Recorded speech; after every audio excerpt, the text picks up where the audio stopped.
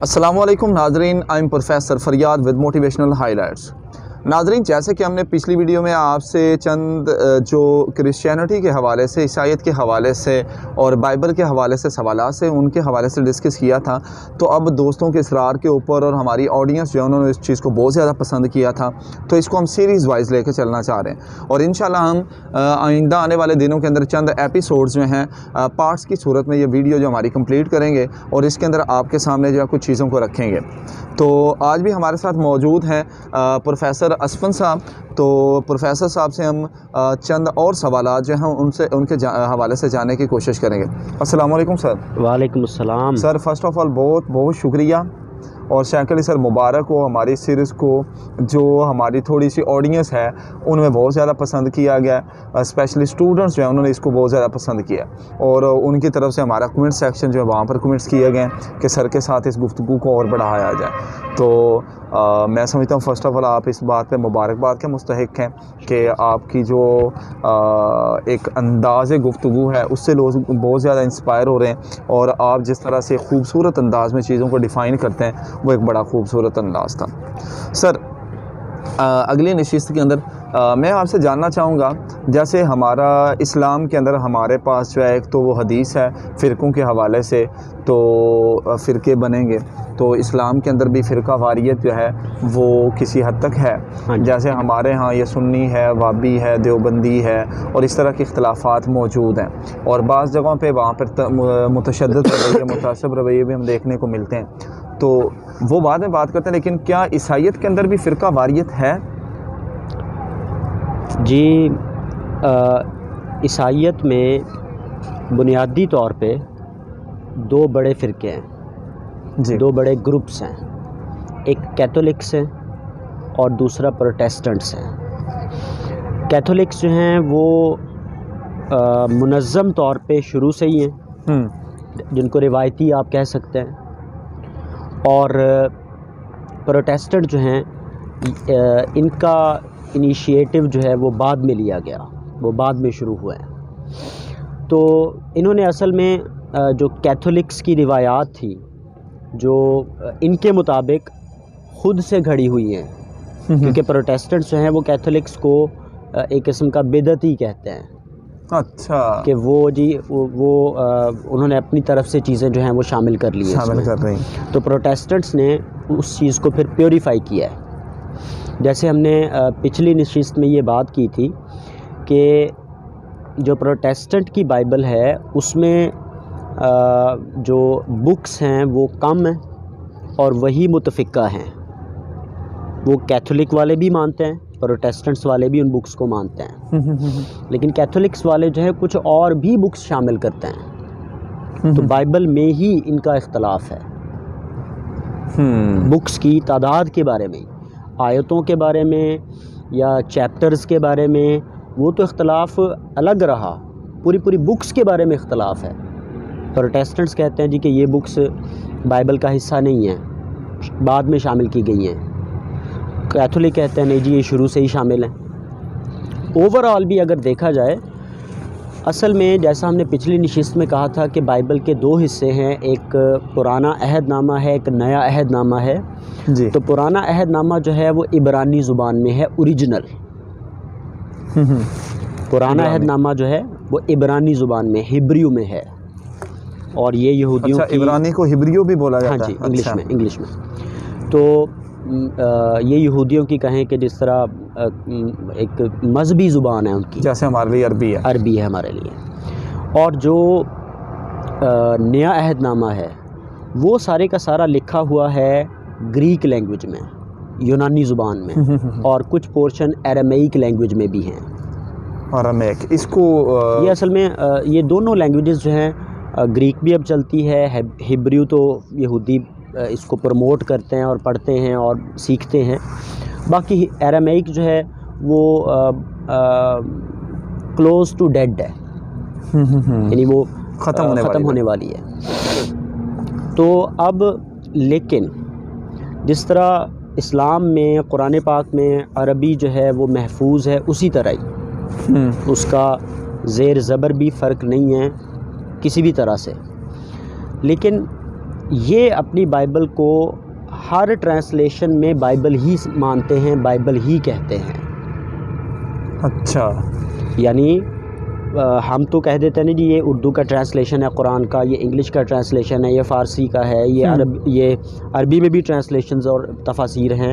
ٹھیک ہے، تو یہ اس لینگویج کو ہی بائبل کہہ دیتے ہیں. اچھا.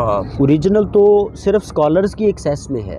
اوریجنل جو نسخے ہیں وہ صرف اسکالرز کی ایکسیس میں ہیں. وہ عام لوگوں کی ایکسیس یا عام جو اسکالرز ہیں، جو بشپس ہیں، پیسٹرز ہیں، ان کی ایکسیس میں نہیں ہے وہ. اچھا. تو اختلاف ان کے درمیان شروع سے ہی ہے.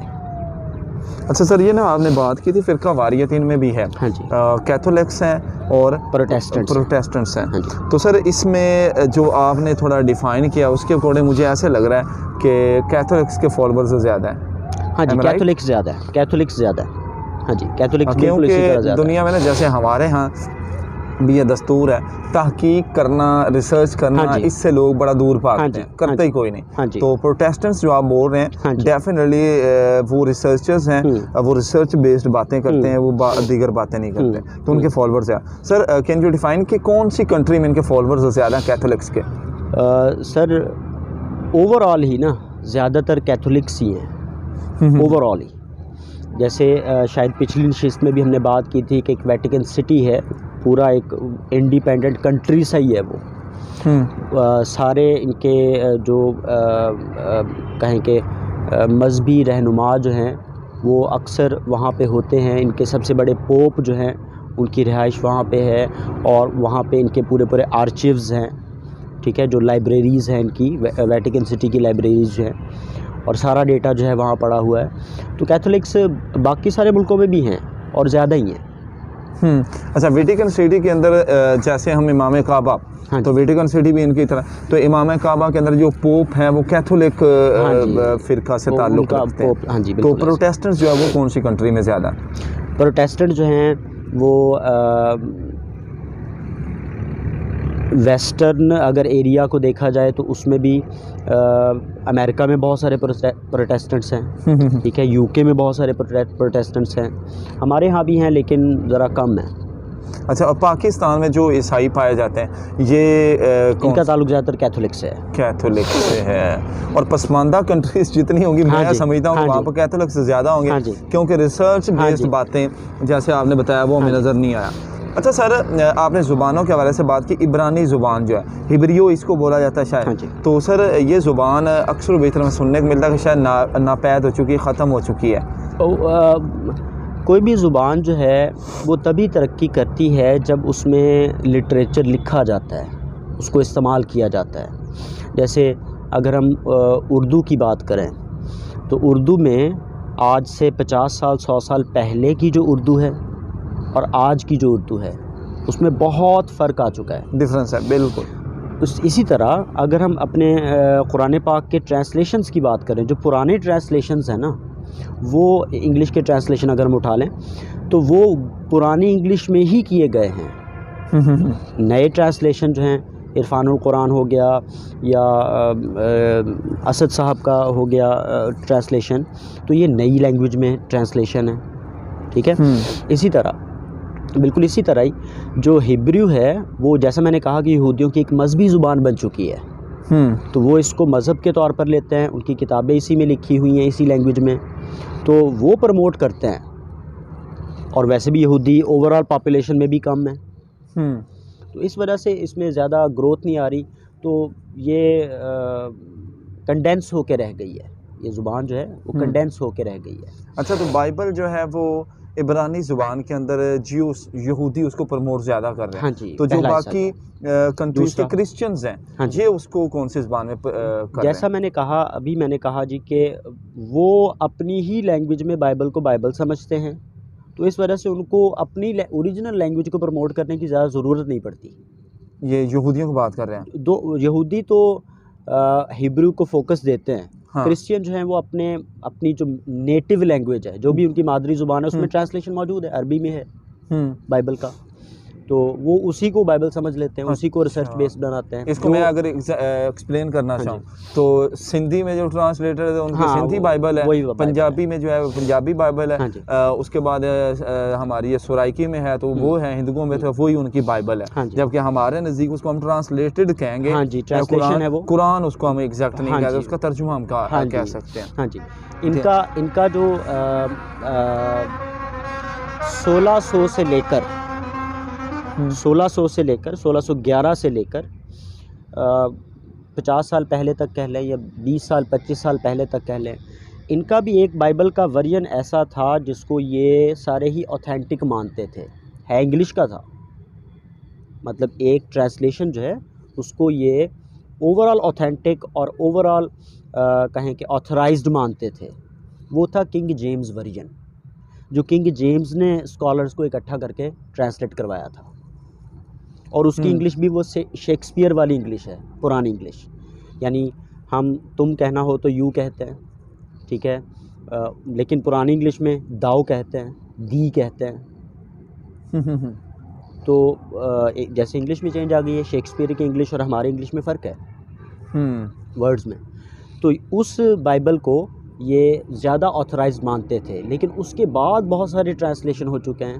گڈ نیوز بائبل ہے, نیو انٹرنیشنل ورژن ہے, ٹھیک ہے, اسی طرح جنیوا بائبل ہے, ٹھیک ہے. تو بہت سارے ورژن آ چکے ہیں, تو اب وہ پاپولر ہو رہے ہیں کیونکہ وہ عام اور روٹین کی اور ماڈرن لینگویج میں ٹرانسلیٹ ہوئے ہیں. اب وہ پاپولر ہو رہے ہیں, وہ یوز ہو رہے ہیں. ناظرین, ایک ادب کا ادنا سا اسٹوڈنٹ ہونے کے ناطے میں آپ کو ایک بات بتاتا جاؤں کہ جغرافیہ کے اندر بتایا تھا کہ ہر 18 سے 20 کلومیٹر کے بعد زبان جو ہوتی ہے وہ اپنا لینگویج جو ہوتی ہے, اپنا رنگ آہنگ اور اپنی وکیبلری بدلنا شروع کر دیتی ہے. اور اس کو آپ اگر دیکھنا چاہیں تو آپ جس ریزیڈنسی میں رہ رہے ہیں اس سے آپ 18 کلومیٹر کسی اور ڈائریکشن میں, کسی بھی, چاہے آپ نارتھ میں جائیں, چاہے ویسٹ میں جائیں, چاہے ساؤتھ میں جائیں, چاہے ایسٹ میں جائیں, کسی بھی ڈائریکشن میں جب آپ ٹریول کر کے دیکھیں تو 18 سے 20 کلومیٹر کے بعد آپ کو لوگوں کے ایکسنٹ اور ان کی وکیبلری جو اس کے اندر چینجز ملیں گی. تو یہی سر بھی بتا رہے ہیں کہ ان کے بھی نیٹو لینگویجز جو ہیں, زبانیں جو ہیں, ان کے اندر ہی وہ ان کو بائبل مانتے ہیں, جبکہ ہمارے ہاں تھوڑا اس کا فلسفہ الگ ہے. ناظرین, اب تک کے لیے یہی کچھ, اور اگلے ایپیسوڈ میں ملیں گے, تب انشاءاللہ ہم دیگر جو سوالات ہیں ان کے حوالے سے بات کریں گے. اللہ حافظ.